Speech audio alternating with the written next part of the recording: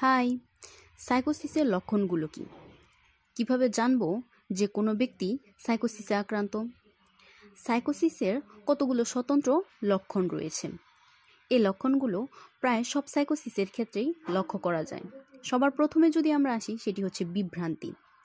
পাপ বা অপরাধের বিভ্রান্তির ক্ষেত্রে ব্যক্তি মনে করে যে সে যে কোনো ব্যক্তির অমার্জিত কোনো অপরাধ করেছে এবং তার বিপদ ঘটিয়েছে।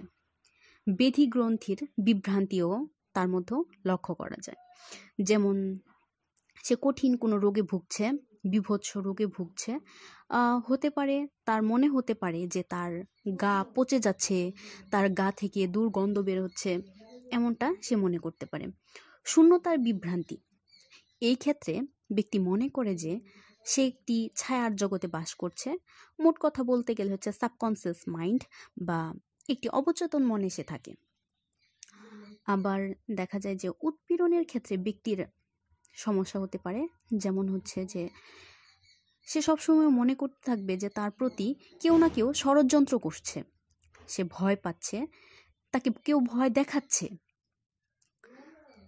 আরও একটি যেটি ইম্পর্ট্যান্ট, সেটি হচ্ছে বিরাটত্বের বিভ্রান্তি।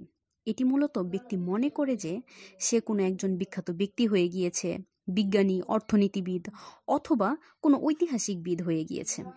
আর এই লক্ষণগুলো যদি কারোর মধ্যে প্রকাশ পায়, তাহলে অবশ্যই তাকে ভালো কোনো সাইকিয়াট্রিস্টে দেখাতে হবে। আল্লাহ হাফেজ।